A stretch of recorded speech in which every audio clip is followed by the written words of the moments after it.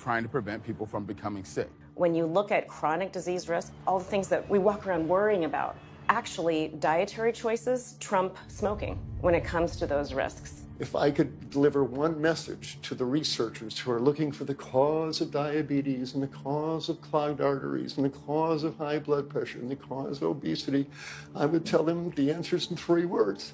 It's the food. It's what Americans are eating. Today, with 2/3 of Americans being overweight, clearly there's a food issue. In the next 25 years, 1 out of every 3 Americans will have diabetes. My name's Michael Abdallah.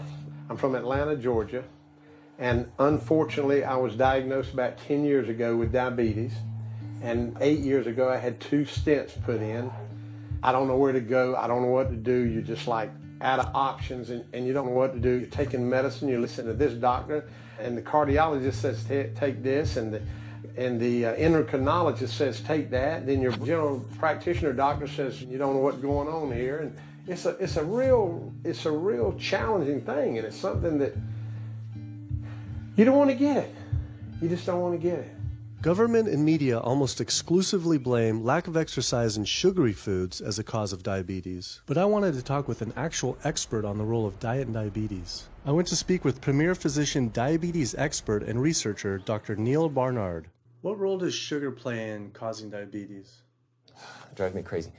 Diabetes is not and never was caused by eating a high carbohydrate diet, and it's not caused by eating sugar. The cause of diabetes is a diet that builds up the amount of fat into the blood. I'm talking about a typical meat-based, animal-based diet. You can look into the muscle cells of the human body and you find that they're building up tiny particles of fat that's causing insulin resistance. What that means is the sugar that is naturally from the foods that you're eating can't get into the cells where it belongs. It builds up in the blood, and that's diabetes.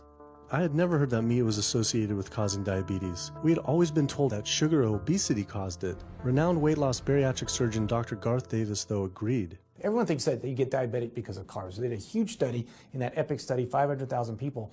Carbs consumption was inversely related with diabetes. In other words, the more carbs someone ate, the less diabetes they had.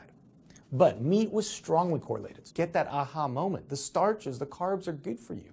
They're not bad for you. This idea that carbs make you fat is utterly ridiculous. Carbs cannot make you fat in and of themselves. We have storage in our muscles and in our liver for carbs called glycogen. So when we eat carbs, we either store it or we burn it. Now, eat fat, that goes straight to your fat. Your body can't turn those carbs into fat unless you're really overdoing the calories. Obesity, it's a death sentence. You are at much higher risk of getting cancer. You're almost certainly going to get diabetes. I mean, no one wants to fat shame, and we all want everybody to be comfortable with our bodies, but this movement to be comfortable with our bodies has made us comfortable with being sick, and that's a huge problem. I go into the hospital and I look around me, people on dialysis, all these sick people, and just about every disease in there is because of what people are eating. Here's the thing.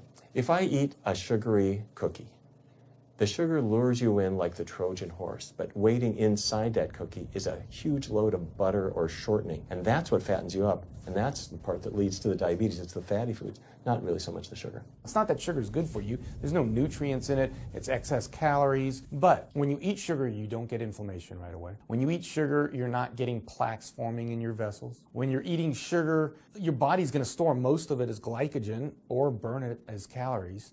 And so this focus on sugar has taken all the focus off meat, dairy, eggs, pork, turkey, chicken. People need to understand, if their child gets diabetes, you've just taken 19 years off their lifespan. We're talking life and death. I realized there was so much more about diet and disease that I hadn't ever learned. It felt as if this information had been practically withheld. Processed meat causes cancer. Sugar doesn't cause diabetes. I had doubt about the claims these doctors were making, so I did some searching on my own. Harvard researchers looked at 9 prospective studies finding that just 1 serving of processed meat per day increased risk of developing diabetes by 51%. The link between eating meat and developing diabetes became undeniable. But when I went on the